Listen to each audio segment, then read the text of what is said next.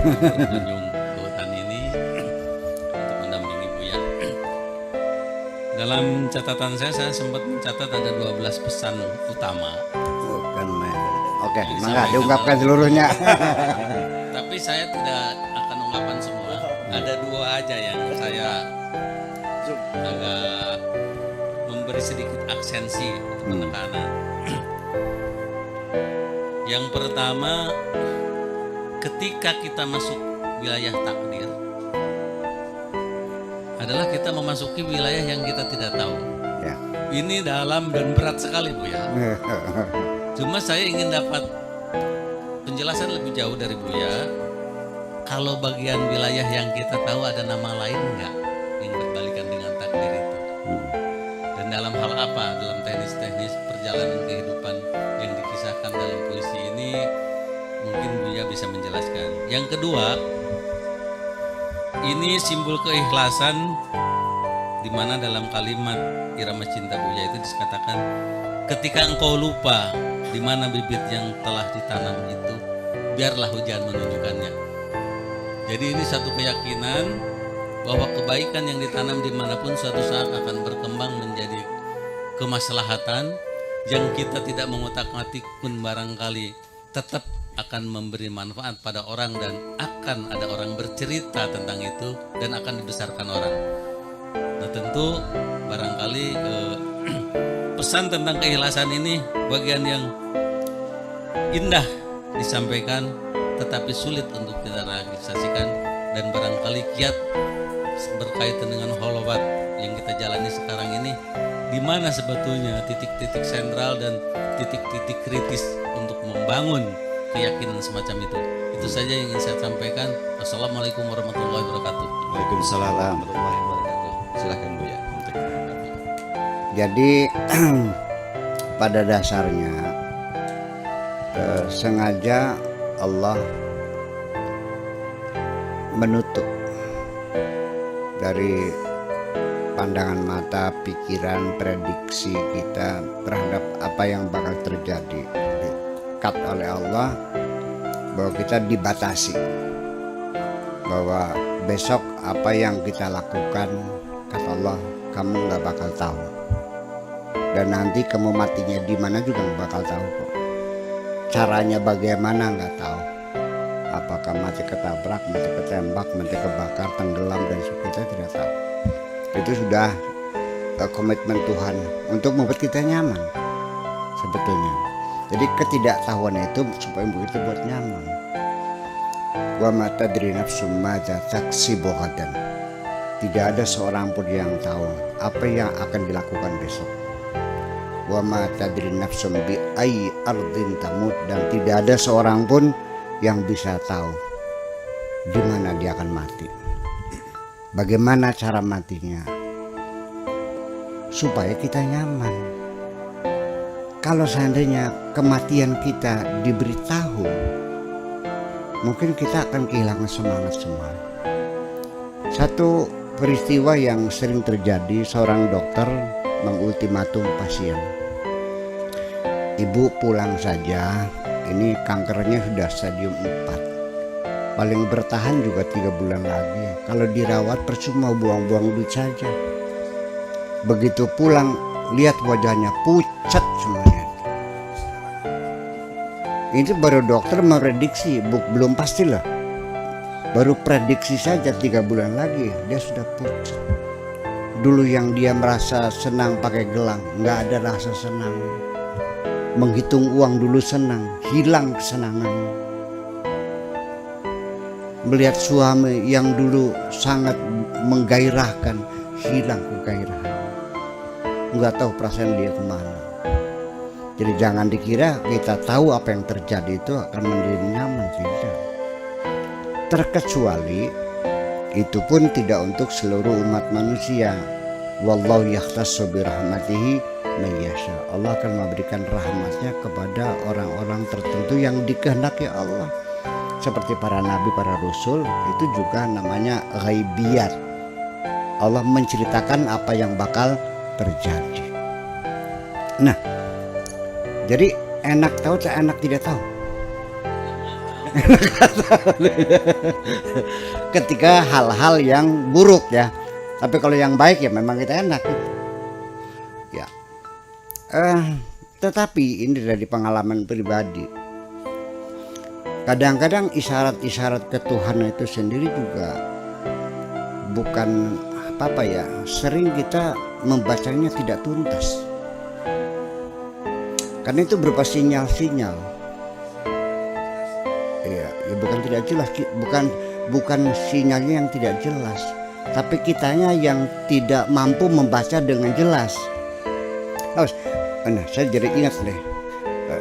Tolong saya akan bicara nyimpang dulu ya, mumpung ingat nanti lupa. Tadi itu siapa yang salawatan tadi itu? Nanti kayak fahabli taubatan waktu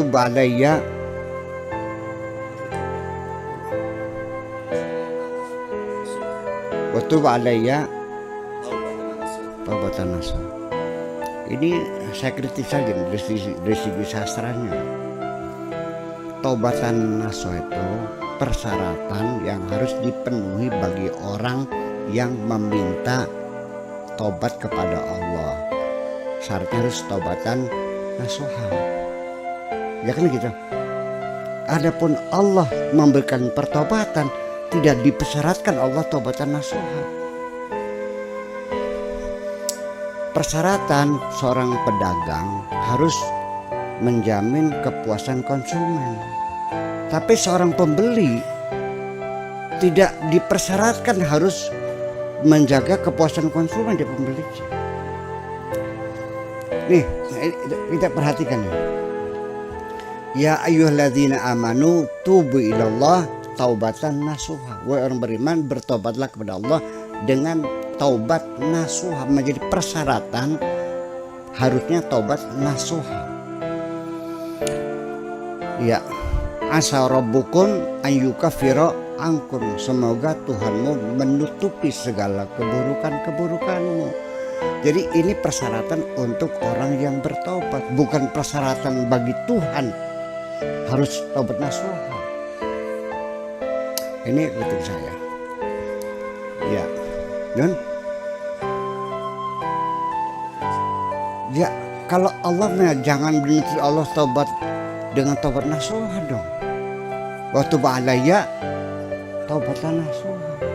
Kita minta Allah menerima taubat kita dengan taubat nasuha. Ini maksudnya gimana? Nggak jelas.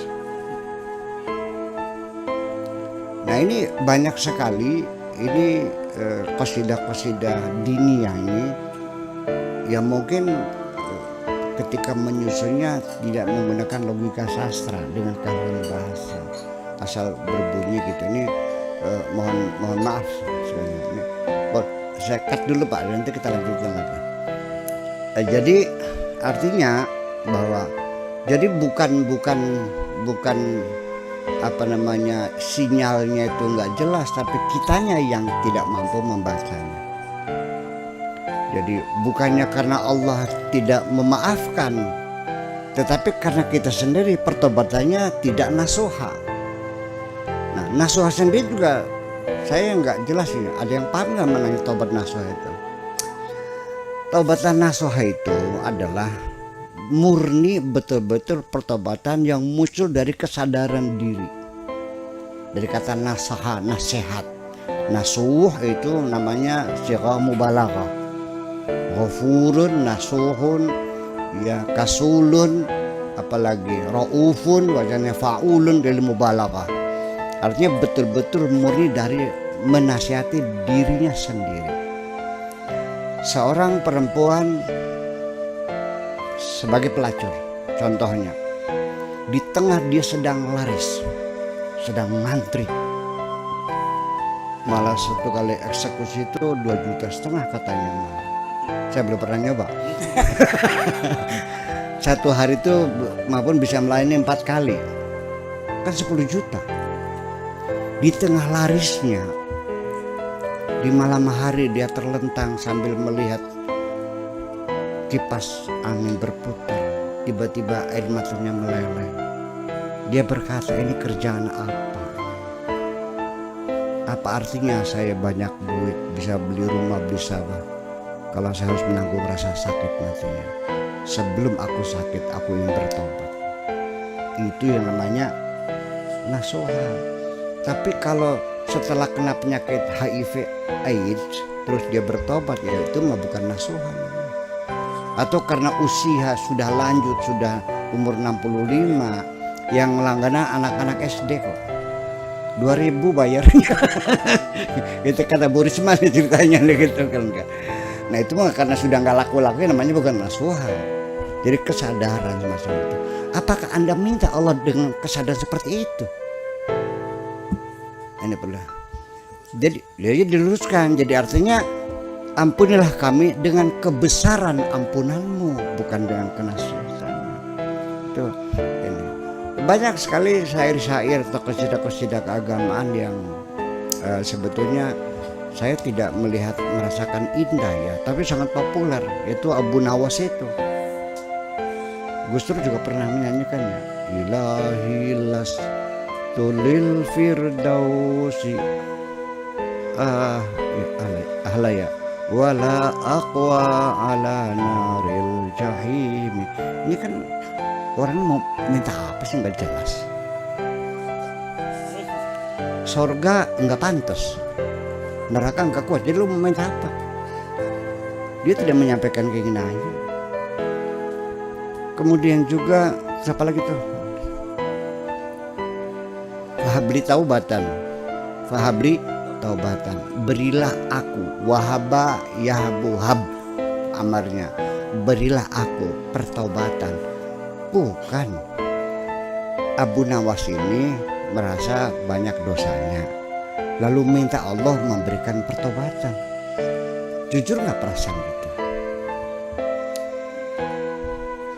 Saya jatuh cinta kepada seorang perempuan. Kalau betul aku cinta, aku katakan I love you. Tidak mungkin, Neng tolong dong berikanlah cintamu kepadaku. Ini nggak masuk. Dalam logika perasaan nggak masuk. Masa minta Allah suruh berikan pertobatan kepada saya? Kamu aja bilang minta ampun dulu, aku salah gitu. Ya mustahil dong. Masa suruh Allah ngasih pertobatan? Waghfir dzunubi. Dzunub itu batnya dosanya banyak. Fa innaka ghafirun. Ghafirun itu bukan pasangannya dengan dzunub. Kalau dzanbun sekali itu ghafirun. Kalau dzunub itu ghafurun. Kalau mubalaghah. Jadi yang mengampuni dosa-dosa yang banyak itu sifat Allahnya adalah ghafurun, bukan ghafirun. Fa innaka ghafir dzanbil azim. Kalau adzanbul azim itu bukan ghafurun tapi ghaffar. Jadi pasangan-pasangan ejek itu sendiri nggak pas secara bahasa. Itu kritik saya. Tapi sudah kadung populer, silakan gitu. Iya, ini artinya secara jujur, ini artinya seorang pujangga ini Abu Nasir itu, apa yang dia katakan sebetulnya dia tidak merasakannya. Itu aja persoalannya.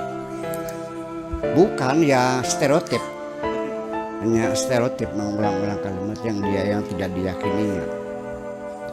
Oke, kemudian jadi ini karena teringat sih, jadi bukan sinyalnya nggak jelas. Allah sinyal sangat kuat sekali, jadi frekuensinya luar biasa.